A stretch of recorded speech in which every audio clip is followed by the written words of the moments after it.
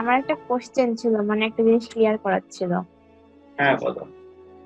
জটিল সংখ্যা আর কাল্পনিক সংখ্যার মধ্যে পার্থক্য কি? জটিল সংখ্যা আর কাল্পনিক সংখ্যা, আহ, তার আগে বলো তো যে প্যারেন্ট প্যারেন্টস এবং ফাদার এর পার্থক্য কি?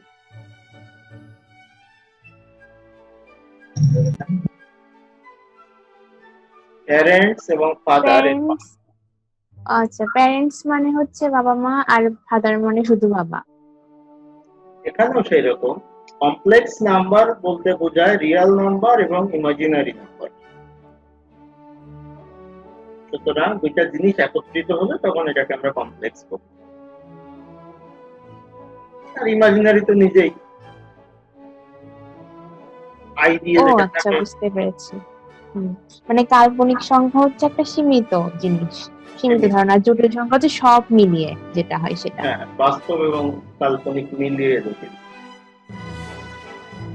জি স্যার, বুঝতে পেরেছি। আর এই যে অয়েলের সূত্র অয়লার অয়লারের সূত্র e to the power i theta. E to the power i theta হলো cos theta plus i sin theta. ও মানে ওটাকে ই টু দি পাওয়ার আইটাই বলা হয়। হ্যাঁ হ্যাঁ, তো চিহ্ন বলাতে আমি বিপদে পড়ে গেছি। এটি তো চিহ্ন না, এটা তো একটা ফাংশন। সুতরাং আমি একটু কনফিউশন। স্যার, ও বলতে চাচ্ছিল এই ফাংশনটার কি কোনো সুন্দর নাম আছে তাই। হ্যাঁ হ্যাঁ, বুঝেছি, কিন্তু আমি চিন্তা করছিলাম যে চিহ্ন কোথায়, এখানে তো চিহ্ন খুঁজে পাচ্ছি না, এই জন্য কনফিউশনে পড়ে গেছিলাম। স্যার, এগুলো তো আজকে পড়ানো হবে না? হুম, ওই যে তাই। জটিল সংখ্যার পোলাকার, ওগুলো হ্যাঁ হ্যাঁ, পড়িনি। আচ্ছা, এগুলো পড়া হবে।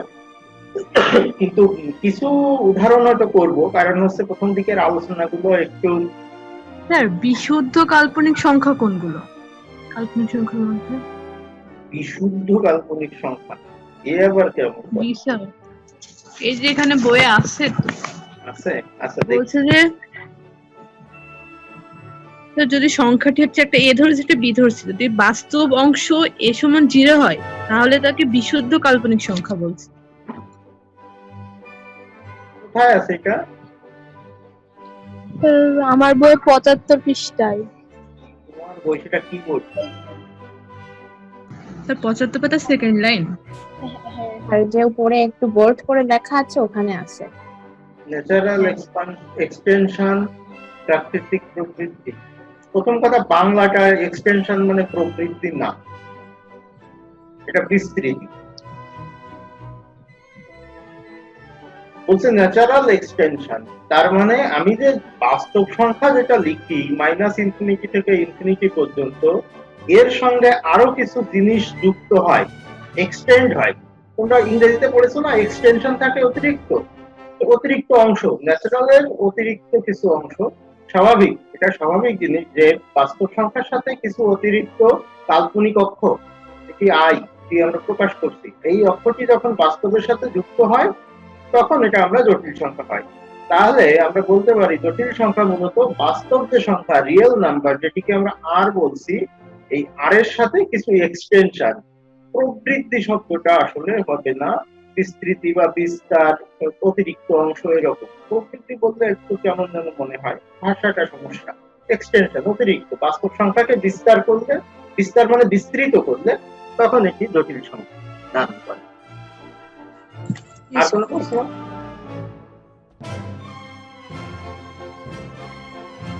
নেই? আচ্ছা, এইটুকু তো আমাদের মনে আছে, এটা পেরেছিলাম নাকি? I two the power N বিভিন্ন জি মান, স্যার। তার এর পাওয়ারটা আলাদা করে ফেলবো, তারপরে যা থাকে থাকে। মডুলাস, আর্গুমেন্ট পড়েছিলাম, এই চারটা পড়েছো?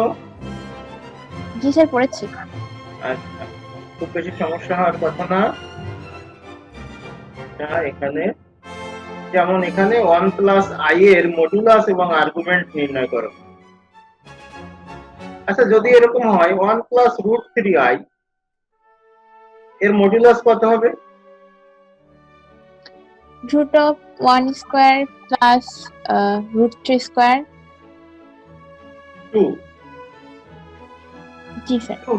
2 হবে তাই তো মডুলাস। এটি যদি z হয় তাহলে z মডুলাস ইকুয়াল টু কত হবে? 2। তাই হবে কিনা? জি স্যার। আচ্ছা আর্গুমেন্ট z আর্গুমেন্ট হবে π/6। কি হবে? π/6 that's y/x না? ও আচ্ছা আচ্ছা উল্টে যাবে, সরি π/3 তাহলে এটা y/x।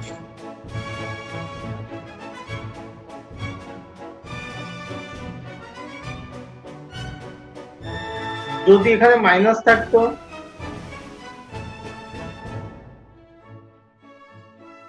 তাহলে হচ্ছে z এর মানে চেঞ্জ হতো না, মানে z মডুলাসের মানে আর্গুমেন্ট চেঞ্জ z হতো তো না, আর্গুমেন্ট মডুলাস একই হতো। আর্গুমেন্ট কোথায় মাইনাস? ওই x এর আগে মাইনাস থাকতে আর্গুমেন্ট হচ্ছে পাই মাইনাস ওই π/3। পাই মাইনাস π/3। 3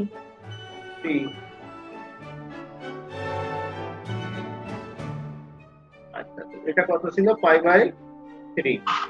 পাই মাইনাস π/3। এই ক্ষেত্রে আমার বা থিটার মান বলি, আর্গুমেন্টেড না বলে 2π/3 এটা হচ্ছে মুক্ত মান, তাই তো? আচ্ছা তাহলে এগুলো পারবা তাই তো? আর মডুলাস আর্গুমেন্ট পারবা তো? যদি মডুলাস আর্গুমেন্ট পারো তাহলে আমাদের যে অনুশীলনী আছে সেটিতে চলে যাই। এই যে একটা উদাহরণ আছে ওই রকমই দেখি। আচ্ছা যাই হোক, 1 নম্বরে এটা জাস্ট অর্গা, এটা আর্গন্ড আর কি, উচ্চারণটা এই টাইপের, কিন্তু আসলে ওইটা উচ্চারণ করতে গেলে কষ্ট। 2 নম্বরে আছে মডুলাস এবং আর্গুমেন্ট নির্ণয় করো। 3 নম্বরেও তাই আছে। এরপরে আছে যেটি পোলার আকারে প্রকাশ করো এবং মুখ্য আর্গুমেন্ট ও সাধারণ আর্গুমেন্ট। সাধারণ আর্গুমেন্টটা একটু ঝামেলা ফেলে দিবে আমাদের, কারণ সাধারণ আর্গুমেন্ট করতে যে সূত্র সেটি আছে আমাদের এর বইয়ের পরের দিকে ত্রিকোণমিতিতে, তো সেটি একটি বিষয়। এখন আমাদের চলে যাই আমাদের উপরে। এই কাজটি বাড়ির কাজ থাকবো তাহলে 2, 3, হ্যাঁ, এবং 2, 3 এই পোলার আকারে 4, 5ও থাকবে। আসলে 4, 5, 6 এগুলোও থাকবে, কিন্তু আমরা ইচ্ছা করলে এখান থেকে ছোটখাটো দু একটা অঙ্ক আগেই করে ফেলতে পারি। তার আগে ছোট্ট একটু জিনিস পড়ে আসি আমরা, তারপরে দেখবো।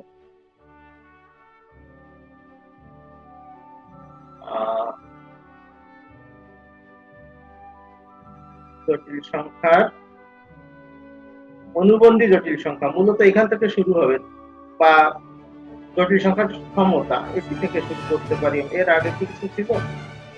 যোগ, বিয়োগ, গুণ, ভাগ, এখানে সমস্যা নেই। স্যার যোগ বিয়োগ গুণ ভাগ। হ্যাঁ, অনুবন্ধী ও কোথায় ছিলাম তো বলো ঠিক মতো। ওইগুলো তো পোলার আকার এখান থেকে আসে। তো জটিল সংখ্যার পোলার আকারটা হচ্ছে এটাকে কার্টেসিয়ান আকার বলা হয়। এটা কারণ এক্স এবং ওয়াই আছে, সে কারণে এটাকে যদি আমি আর থিটা দিয়ে রূপান্তর করতে চাই, তার মানে আমার যদি এরকম হয়, এই যদি বিন্দু হয় জেড, জেড যদি তুমি এভাবে প্রকাশ করো এক্স ওয়াই, তার মানে এক্স প্লাস আই ওয়াই, তাহলে তোমরা জানো যে একটি হচ্ছে এক্স, একটি হচ্ছে ওয়াই, এটা হলো থিটা, এটা হলো আর। আমরা এটাকে পোলার স্থানাঙ্কে লিখি আর থিটা। পোলার স্থানাঙ্কে পোল ধরা হয় তখন কিন্তু এক্স অক্ষ ওয়াই অক্ষ ধরা হয় না। কার্টেসিয়ান স্থানাঙ্কে এক্স অক্ষ এবং ওয়াই অক্ষ ধরা হয়। এখন আমরা এক্স কে লিখতে পারি আর cos থিটা এবং ওয়াই কে লিখতে পারি আর সাইন এভাবে পারি তো, সাইন থিটা সমান লম্ব বাই অতিভুজ ভূমি বাই অতিভুজ এই সমস্ত গুলো, তো এগুলো আমরা পারি। এখন এখান থেকে আর এবং থিটার মান বের করতে হবে। আমি যদি স্কয়ার করে যোগ করি x square plus y square, তাহলে দেখো এটা হয় আর স্কয়ার, তাহলে আর এর মান হবে root over x square plus y square. আর যদি দ্বিতীয়টাকে প্রথমটা দিয়ে ভাগ করে দেই তাহলে tan থিটার মান হবে y বাই x, সেখান থেকে থিটার মান হলো tan inverse y by x, এটি হয়। এখানে একটা দ্রষ্টব্য দিয়েছে যে cos theta plus i sin theta হলো e to the power i theta. এখন এটি কেন, এটার প্রমাণ আসলে তোমাদের এখানে নেই, এবং এখানে মাইনাস হলে এখানে মাইনাস হয়, এটা ওয়েলারের সূত্র, সবই ঠিক আছে। আসলে cos থিটার একটা সিরিজ আছে, cos থিটার একটি সিরিজ আছে, সেটা হচ্ছে 1 minus theta square by 2 plus theta to the power 4 by 4 factorial minus এরকম। আর সাইন থিটার একটি আছে, সাইন থিটা হলো তোমার কি বলে theta minus theta cube by factorial 3 by plus theta to the power 5 by factorial 5 minus. এখন যদি এটাকে আমি আই দিয়ে গুণ করি আর এর সাথে যোগ করি, তখন যেটা হয় তোমাদের বোধহয় মনে আছে ই টু দি পাওয়ার এক্স এর সূত্র, আমি এটা পুরা করে দিব না, যাদের বেশি মাথা ব্যথা তারা করে নিবা, x plus x square by 2 factorial, এরকম ছিল নাকি? কোথাও দেখেছো?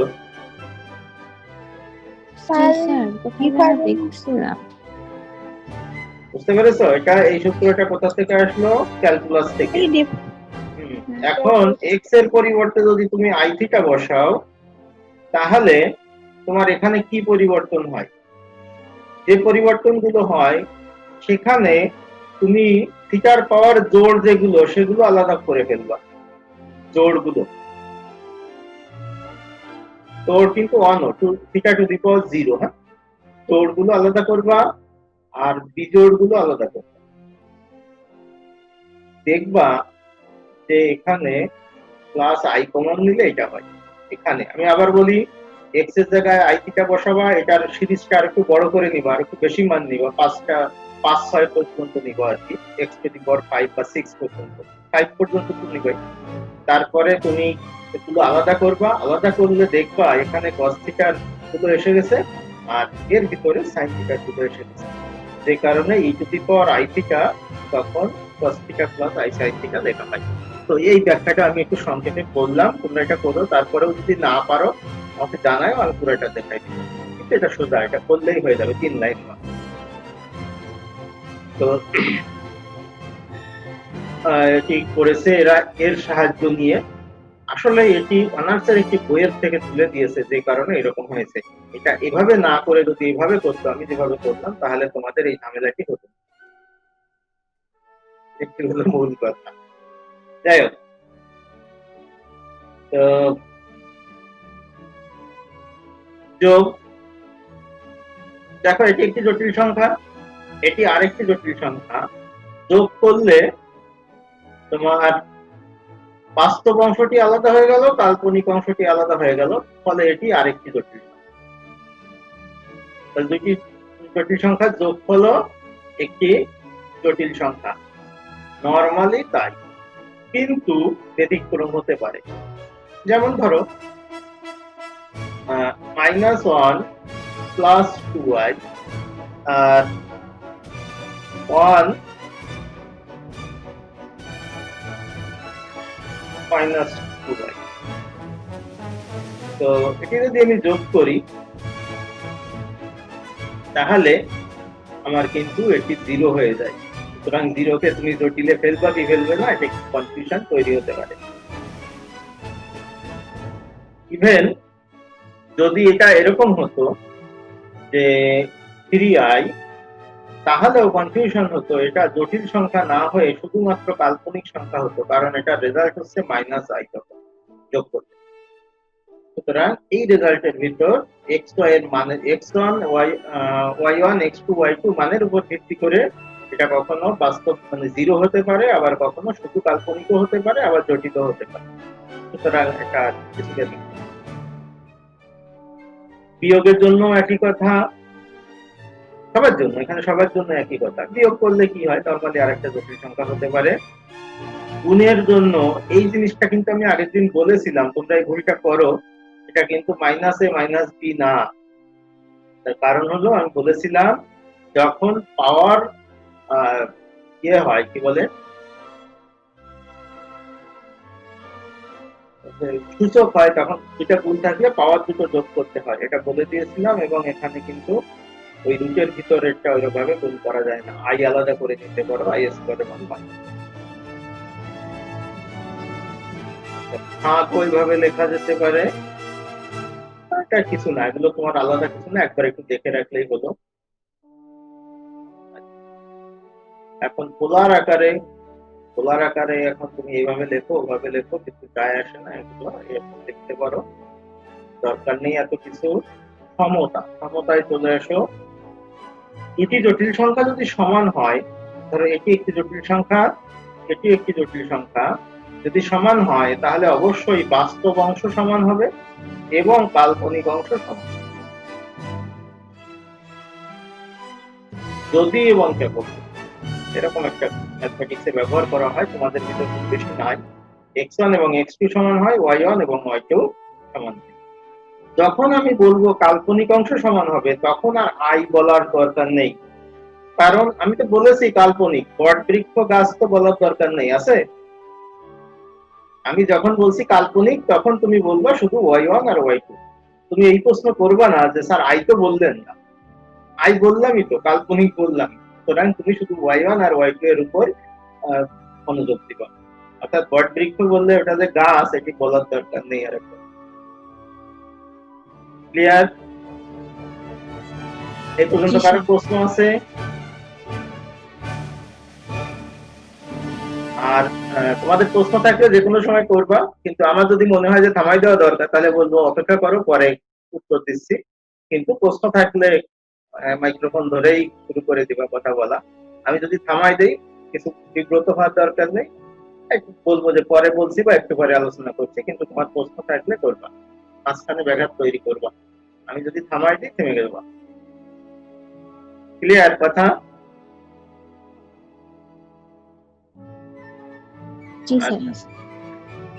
এখন অনুবন্ধীটাও গতদিন সামান্য একটু বলেছিলাম, যেটি এরে কারা চলে যাচ্ছে আসতেছে না কি হচ্ছে কিছুই বলছে। অনুবন্ধীর যে কথাটি বলেছিলাম সেটি হচ্ছে একটা প্রতিবিম্ব, অর্থাৎ কেউ যদি এরকম থাকে, এখানে থাকে, তা লম্ব বরাবর উপরে বা নিচে যে কোনো দিকে, লম্ব বরাবর উপরে বা নিচে এটি, অর্থাৎ এটি যদি হয় x প্লাস আই ওয়াই, এটি হবে z কনজুগেট বলা হয়, এটি হবে x মাইনাস আই ওয়াই।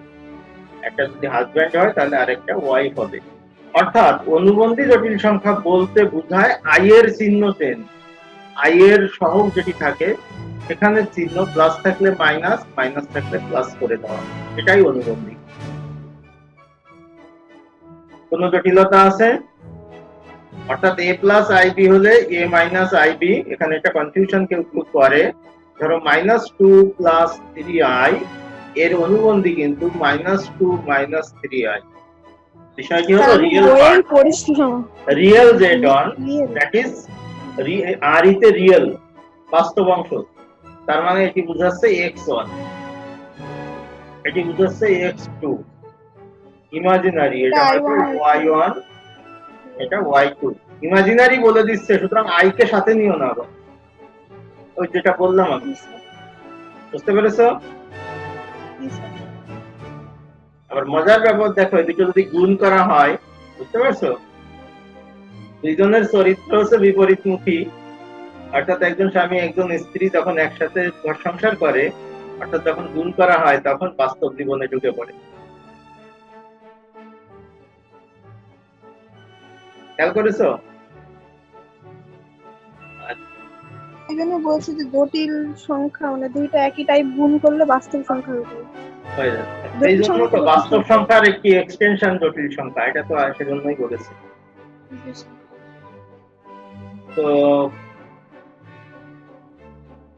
এটি একটি থিওরি না, এখন যেটা a প্লাস আই বি আকারে প্রকাশ, অর্থাৎ যদি ভাগ আকারে জটিল সংখ্যা থাকে, যেমন ধরো এখানে আছে, উপরেও কাল্পনিক আছে নিচেও কাল্পনিক আছে, এই নিচের কাল্পনিকটাকে আমরা অ্যাভয়েড করতে যদি চাই, তাহলে ঘরে যেটি থাকে তার বিপরীত রাশি দিয়ে এখানে মাইনাস ধরে একটা গুণ করে দিতে হয়।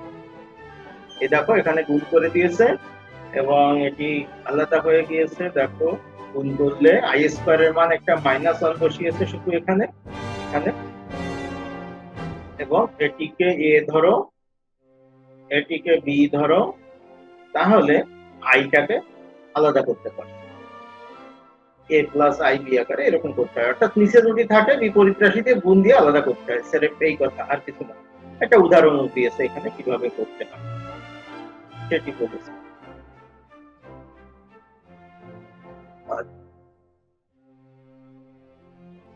আরো কয়েকটি ধর্ম উপরে আমরা পড়ে এসেছি, তার ভিতর আর কিছু নতুন আছে। যদি এটি 0 হয়, x প্লাস আই ওয়াই, এটি যদি 0 হয়, আসলে এটা 0 প্লাস 0y এভাবে লিখতে হবে। তাহলে x এর মান 0, বাস্তব অংশ সমান y এর মানও 0 হবে, এটি দেখা যায়। তো এটা যে প্রমাণ যেভাবে করেছে, এত কিছু না করে আমরা সমতার ধর্ম দিয়ে আমরা দুই লাইনেই বলে দিতে পারি, এভাবেও পারি এভাবেও পারি। আমি যেটি বললাম, কোন জটিল সংখ্যার অনুবন্ধীর অনুবন্ধী,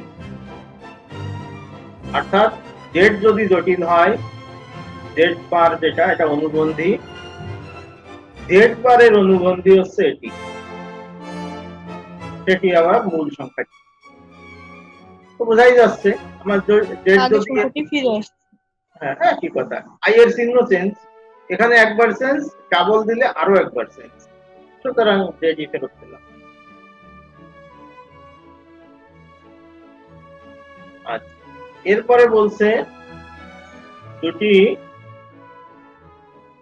অনুবন্ধী জটিল সংখ্যা, এদের যোগফল এবং গুণফল উভয় বাস্তব। গুণফল তো একটু আগে আমরা দেখেছি, যোগফলটা দেখলেই হলো, যোগফলটা মনে মনে ভাবলেই হলো সোজা, এই আই ওয়াই এবং মাইনাস আই ওয়াই এটা তো কাটা যাবে, সুতরাং এই এক্স আর এক্স মিলে যা হয় তাই, সুতরাং বাস্তব হবে। আর গুণফল বাস্তব হয় একটু আগে আমরা দেখে এসেছি। কিন্তু বিয়োগফল এবং ভাগফল এটা অবশ্যই জটিল সংখ্যা হবে, বা কখনো কখনো কাল্পনিকও হতে পারে, কাল্পনিকও হতে পারে।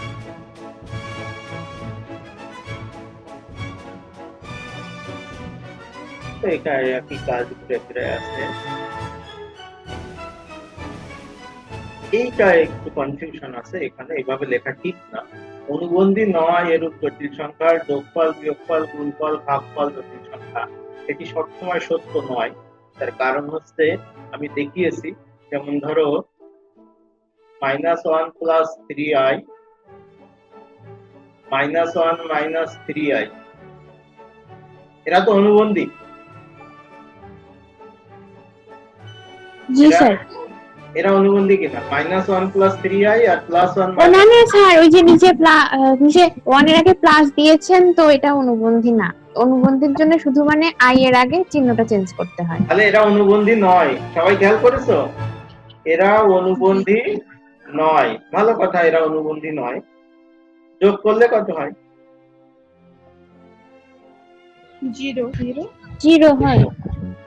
তাহলে অনুবন্ধী নয়, এরা বলেছিল কি অনুবন্ধী নয় এরূপ দুটি জটিল সংখ্যা যোগফল z1 প্লাস z2 জটিল সংখ্যা, তাই কি আমরা বলতে পারি?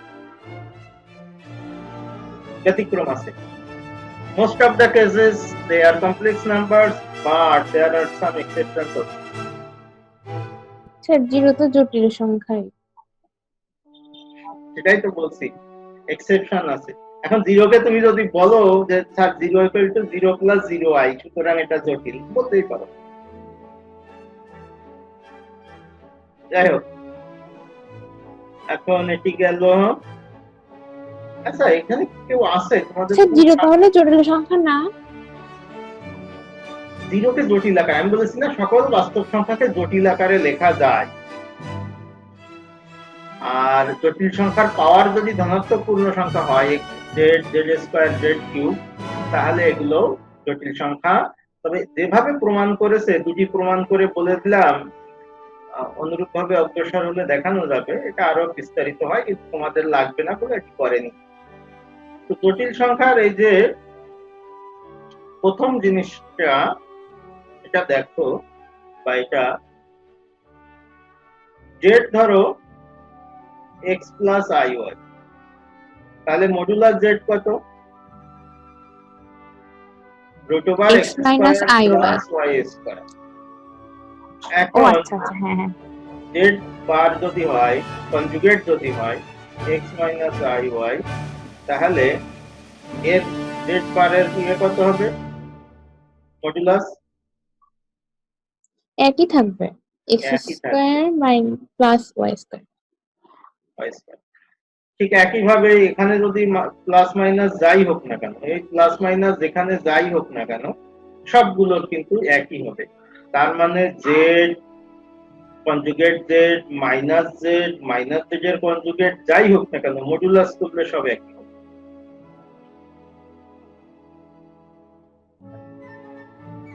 এখন একটা মজার জিনিস দেখো, একটু আগে আমরা কি দেখেছিলাম, তাও আরেকবার দেখি। z কনজুগেট, এটার মান কত? একটু আগে করলাম না, x + iy করলাম, বলে উপরে করা ছিল। ও তাহলে হচ্ছে x² + y²। x²। হ্যাঁ, x² + y²। x² + y², তার মানে এটা মডুলাস অফ z এর স্কয়ার। এখন মডুলাস z তো অনেকগুলো হয়, মডুলাস z এর মান তো এতগুলো, সবই সমান। সুতরাং এখানে মডুলাস না লিখে তুমি modulus of z conjugate minus z conjugate, এই সমস্ত যাই হোক না কেন সবার বর্গ সমান, সেটি এখানে বলেছে। আই কোথায় গেল? সেটি একটি কথা। প্রশ্নটা কে করতো?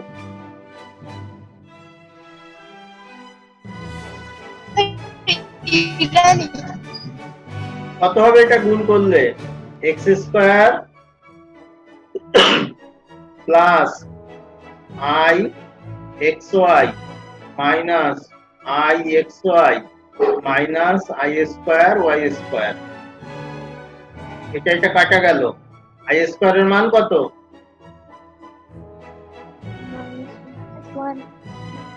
i² এর মান কত? -1। -1। হ্যাঁ, তাহলে এটি x² + y² হয়। অনেকেই পড়েনি আসলে, যখন তোমাদের এটি নিজের দায়িত্বে পড়তে দেই তখন আর ঠিক মতো পড়ে না। যাই হোক, এবার বোঝা গিয়েছে? এগুলো এখানে আছে, পোলার আকারে প্রকাশ করো, এটাও বলেছি আমি। x = r cos θ, y = r sin θ। তার মানে 1 = r cos θ, √3 = r sin θ ধরে নিয়ে r এবং θ এর মান বের করতে হবে। ঠিক। আর এটার জন্য এটা আসলে 0 - 1 * i, তার মানে এটা হচ্ছে আমার x, এটা হচ্ছে y, এটা ধরে নিয়ে করতে হবে। এখানেও তাই, a এবং মাইনাস। এইগুলোর কথা বললাম যে যেটা গুণ আছে সেটা ডাইরেক্ট গুণ করে দিলে হয়ে যাবে, আর কিছু করার নেই। কিন্তু এই নিচে যেগুলো থাকে বিপরীত রাশি দিয়ে গুণ করতে হবে। ভিতরে ব্র্যাকেটে থাকবে, ব্র্যাকেটের ভিতরে। নিচে যদি ব্র্যাকেট থাকে, উপরের ব্র্যাকেট নিয়ে মাথা ব্যথা নেই।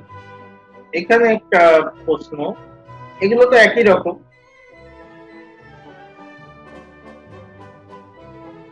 এই যে r * e⁻i θ, তো এটি হচ্ছে r * e⁻i θ হচ্ছে cos θ plus i sine theta, সেটির মান দেওয়া আছে। এটি কি করতে হবে? লসাগু করতে হবে। লসাগু করলে তারপরে নিচে যেটি হবে তার বিপরীত রাশি দিয়ে গুণ করতে হবে। যদি আমরা একটু লিখি অল্প করে,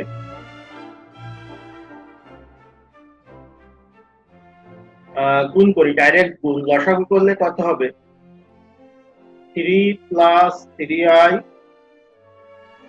into 1 - 2i plus 1 + 5i into 2 + 3i। আর নিচে যেটি হবে 2 + 3i minus 4i minus 6i square। সুতরাং যেটি ঘটবে সেটি হচ্ছে উপরেরটি গুণ করে দিতে হবে। আমি উপরেরটা আর গুণ করছি না, শুধু নিচেরটা দেখানোর জন্য বলছি। এটি দেখো আই স্কয়ারের মান যেহেতু -1, তাহলে এটা হবে 6 আর এই দুটো মিলে হবে 8। এরপরে যেটা হবে এখানে -i, আর উপরে তো কিছু একটা হবে, তোমরা গুণ করে নিবা। এরপরে এটাকে গুণ করবা 8 + i দিয়ে উপরে। গুণ করার পরে ওই যে a + ib হবে, এর আগে বলেছিলাম আমরা a + ib হবে, সেখান থেকে r cos θ r sin θ বের হবে। তার মানে প্রথম অংশটা হবে r cos θ, পরেরটা হবে r sin θ। তাহলে r এর মান কত হবে? √a² + b²। আমার কথা কি কেউ কিছু ধরতে পারছো কি বলছি? স্যার আর একবার বলেন, আমি আস্তে আস্তে বলেন, একটু আস্তে আস্তে। বোঝাবো। ঠিক স্যার। আমি যে এই যে লসাগুটা করেছি এর পাশে, এটা কি বুঝেছো?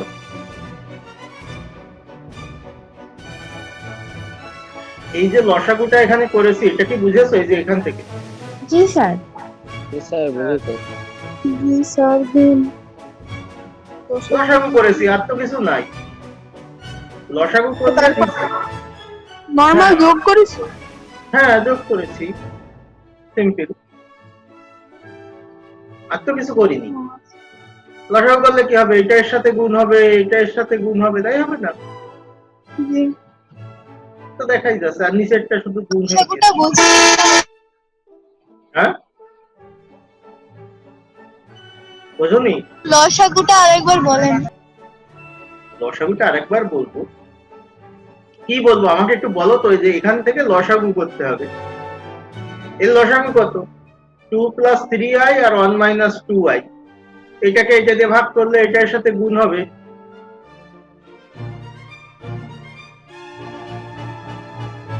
three plus 3i by 2 plus 3i, এটি এর সাথে যোগ করতে হবে 1 plus 5i আর নিচে হবে 1 minus 2i। এটা লসাগু করতে পারবো না এখানে? একবারে গুণ করে লিখেছেন বলে হয়তো বুঝতে পারছে না। কার সমস্যা ছিল মিটছে, বা অন্য কারো যদি সমস্যা থাকে বলো, আমি তো একটু দ্রুত যেতে চাই। হ্যাঁ 8 - i ওইটা। এখানে i² এর মান কত সেটা বলো। এই নিচেরটা দেখো 2 - i, 3i থেকে 4i বাদ দিলে -6, i² এর মান -1, তাহলে এটা +6 + 2, এই দুটো মিলে হলো +8 আর এখানে -i। বোঝা গিয়েছে? জি স্যার। আচ্ছা, এবার ক্লিয়ার তো? জি স্যার। এখন এটি এখানে হলো। এখন বিপরীত রাশি দিয়ে গুণ করতে পারবে না? জি স্যার। তো গুণ করে এই আকারে লিখবা, তখন আর এবং থিটা কিভাবে বের করতে হয়। তার মানে এটা আসলে এখানকার অঙ্ক না, তোমার এখানে একটু সমস্যা হচ্ছে কি, এই যে এখান থেকে পোলার আকারে প্রকাশ করো, মুখ্য আর্গুমেন্ট বের করো, এটি এখানে হচ্ছে তোমার সমস্যা। এবং আমি কিন্তু সবসময়ই কিন্তু একটা জিনিস খেয়াল রাখবা, অন্যদের পড়ানো আর আমার পড়ানোর সাথে বেসিক ডিফারেন্স যেটা, তোমাদের যে সমস্যাটা তোমরা ফিল করো আমার কাছে মনে হয় সেটি হলো যে আমি অনেক জিনিস করে দিই না, তোমাকে করতে দিই। তো এটা তোমার অনেকের কাছে বিরক্তিকর, কিন্তু আমি এই বিরক্তিকর কাজই করি, আপাতত এখনো এইভাবেই আছে। তোমাকে যে বাড়ির কাজ দিব সেটি তুমি চেষ্টা করবা, অর্থাৎ 2-1 লাইন করার চেষ্টা করবা, যেখানে আটকে যাবা সেখানে কিন্তু ওই প্রমাণ রাখবা যে হ্যাঁ স্যার আপনি যে কয়টা দিয়েছেন আমি প্রত্যেকটি চেষ্টা করেছি, কিন্তু 1 লাইন 2 লাইনের বেশি পারি। এই চেষ্টা যে করবে সে সব অঙ্ক পারবে। চেষ্টা না করলে তোমরা হিসাব করে দেখো যে তোমরা সারা বছর প্রাইভেট পড়ো, তারপরেও তো আবার ওই পরীক্ষার সময় যে খারাপ করো, এ করো, টা করো, এটা সেটা তো হতেই থাকে।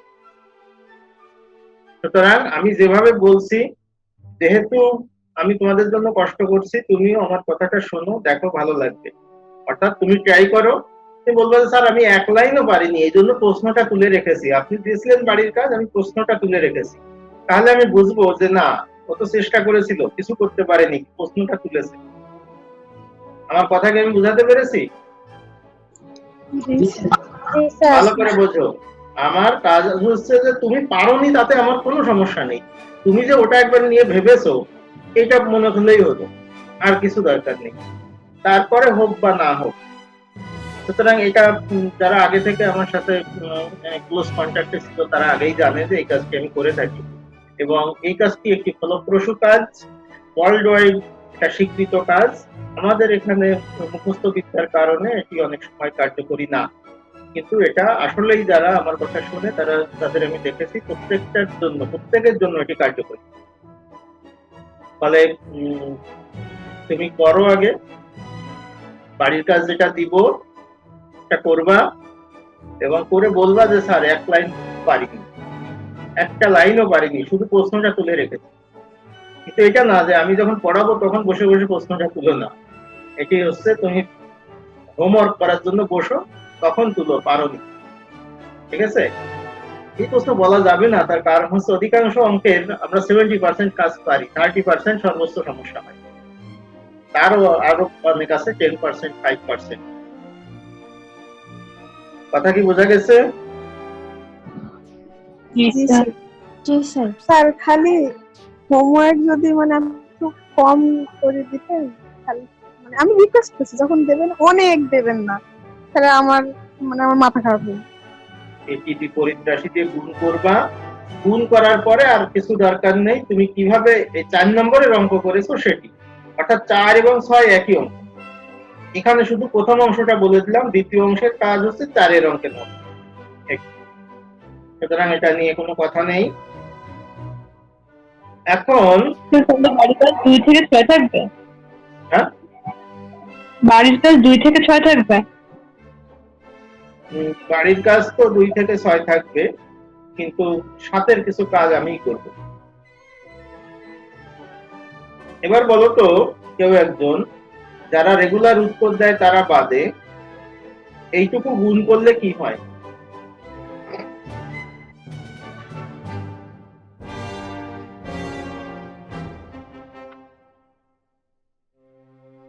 এটুকু গুণ করলে কত হয়?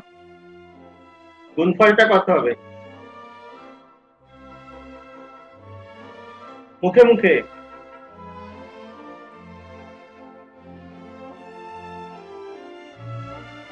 আমি একটু হেল্প করি। A minus AC minus BD plus I into BC plus AB.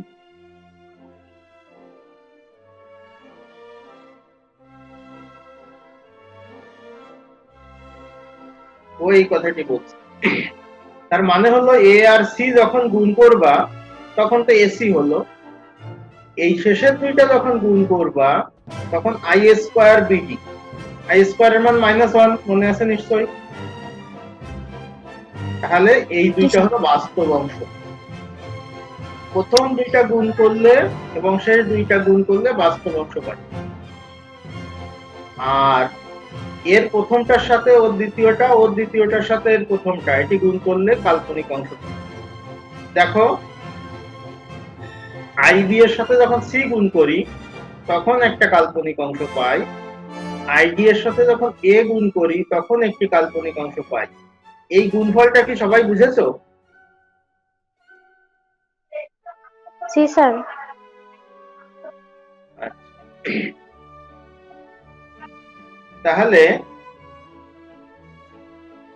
তাহলে নিশ্চয়ই তোমরা বলতে পারবা এখন নিশ্চিতভাবে, যেহেতু এটির মান x প্লাস আই ওয়াই, ফলে আমার এই অংশটি অবশ্যই x এবং এই অংশটি অবশ্যই y, ঠিক কিনা? জি স্যার। জি স্যার। সবাই বুঝেছো? বাস্তব জি, স্যার। অংশ সবসময় বাস্তব অংশের সমান হয়, কাল্পনিক অংশ কাল্পনিক অংশের সমান হয়। ক্লিয়ার? জি স্যার। আচ্ছা, এবার আরেকজন বলো, যারা এর ভিতর উত্তর দিয়েছো তারা বাদে, এটির গুণফল কত হবে?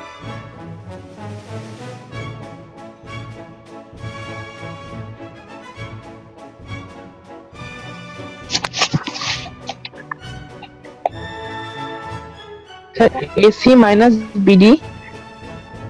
ও বলছে এসি মাইনাস বিডি। তারপর স্যার স্যার বলতেছি স্যার মাইনাস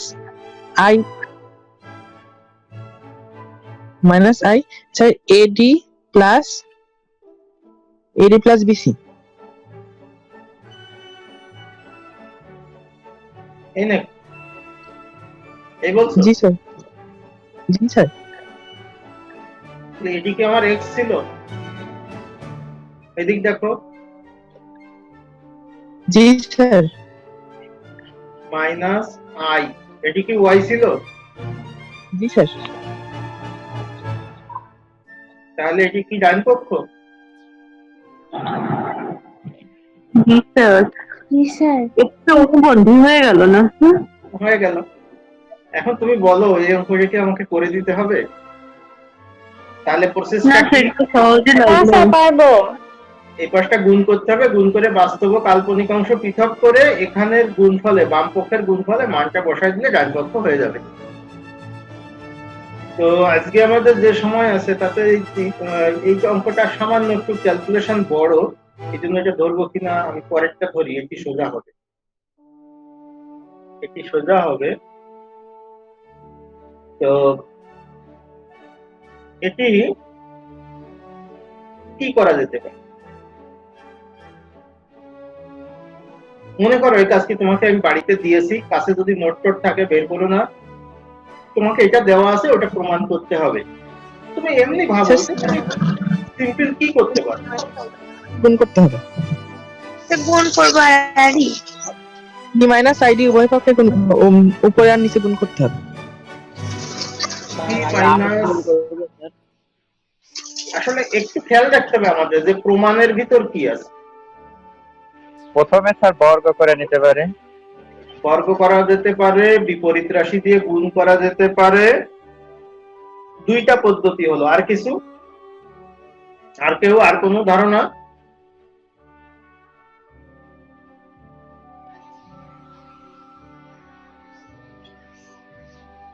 এক্স দ্বারা হর গুণ করতে হবে আর লবকে ওয়াই দ্বারা গুণ করতে হবে।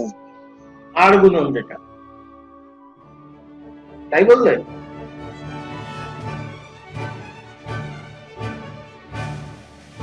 x into c plus i b আর y into a plus i b, এই বললে কি? জি স্যার। আচ্ছা, এখন বলো আমরা তিনটা কাজ পেয়েছি, হয় ডান সাইডে বিপরীত রাশি দিয়ে উপরে নিচে গুণ, অথবা বর্গ করা, অথবা ক্রস গুণনটা করা। এটা প্রথমে আর গুণ করতে হবে, আর গুণ করে হচ্ছে বর্গ করে এই সবগুলোকে এক পাশে নিয়ে এসে জিরো করতে হবে, বাম পাশে নিয়ে আসতে হবে দুইটা রাশিকে। আচ্ছা, না আমি সেটা বলছি না, প্রমাণ কি হবে আমি কিন্তু এটা নিয়ে মাথা ঘামাচ্ছি না। খেয়াল করো, প্রমাণ কিভাবে হবে সেটা নিয়ে আমি মাথা ঘামাচ্ছি না। আমি মাথা ঘামাচ্ছি যে আমার এই প্রবলেমটা আমার সামনে আছে, আমি একজন ম্যাথমেটিক্স এর স্টুডেন্ট হিসাবে আমি এটা নিয়ে কি কি কাজ করতে পারি সেটা আমি ভাবছি। প্রমাণ হবে কি হবে না আর গুণন করতে হবে স্যার।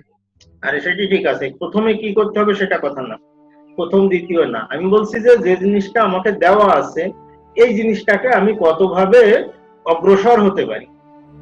তো তার ভিতর আমরা তিনটা পথ পেয়েছি। একটা পথ হচ্ছে বিপরীত রাশি দিয়ে গুণ করতে পারি, দ্বিতীয় আরেকটি পথ পেয়েছি আমাদের বর্গ করতে পারি, তৃতীয় আরেকটি পথ পেয়েছি আমাদের ক্রস গুণন করতে পারি। তো প্রথমটা যদি আমি ভাবি যে বিপরীত রাশি দিয়ে যদি গুণ করি, তাহলে আমরা একটু আগে যে দেখে এসেছি, আমাদের অঙ্ক করছি না কিন্তু আমরা ভাবছি যে এটা কি হতে পারে, তুমি বসে বসে হয়তো ভাবছো যে কি করা যেতে পারে। একটু আগে আমরা যেটি দেখে এসেছি সেটি হলো যে এটির বিপরীত রাশি দিয়ে যখন তুমি গুণ করবে তখন যে ঘটনাটি ঘটবে সেটি হলো এটি আসলে হয়ে যাবে a প্লাস ib আকারে, a প্লাস ib এই ফরম্যাটে। কিন্তু এখানে কিন্তু আমার জটিল সংখ্যা নাই, x প্লাস iy এই টাইপের নাই, এখানে জটিলই নাই, পুরাটাই বাস্তব। সুতরাং এটা করে আমার লাভ হচ্ছে না। তাহলে আমি কি করব? এখন তুমি বলতে পারো স্যার এই একটা অঙ্কের জন্য এত ভেবে আমার লাভটা কি? লাভটা হলো এই যে এইরকম কয়েকটা প্রসেস আছে, এর বাইরে অঙ্কটাঙ্ক কিছু হয় না। সুতরাং এই ভাবনাগুলো যদি তোমার মাথায় থাকে তখন তুমি অঙ্ক করার সময় কোনো একটা নতুন অঙ্ক দিলে ভাবো এইটা না, এটা তো হবে না, ওইটা হবে না, তাহলে বাকিটা নিশ্চিত ভাবে হবে, অধিকাংশ অঙ্ক মিলে যাবে। এটি হলো কথা। এখান থেকে হচ্ছে তোমার অ্যানালাইটিক ব্রেনটাকে তোমাকে ডেভেলপ করতে হয়। দ্বিতীয় যেটি ছিল বর্গ করলাম, বর্গ করে কোনো লাভ নেই। কেন লাভ নেই?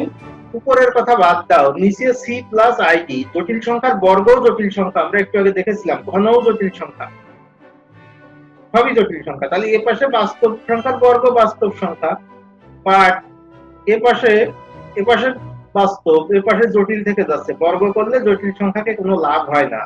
সুতরাং আমার বর্গ করে কোনো লাভ নাই।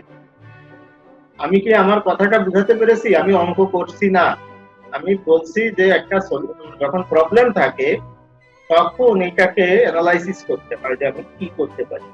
কিছু অঙ্ক অ্যানালাইসিস করলে অধিকাংশ অঙ্ক তুমি নিজেই করে ফেলতে পারো, যে ব্রেন আছে তাতে এর থেকে বহু জটিল অঙ্ক করে ফেলতে পারো। তাহলে প্রথমে দেখলাম বিপরীত রাশি দিয়ে গুণ করলে এক পাশে জটিল এক পাশে বাস্তব হয়, এটা দিয়ে কোনো লাভ হয় না। দ্বিতীয়বার দেখলাম বর্গ করলেও একই ঘটনা থাকে, এক পাশে বাস্তব এক পাশে জটিল। হ্যাঁ স্যার, আমরা হচ্ছে যোজন বিয়োজন করতে পারি।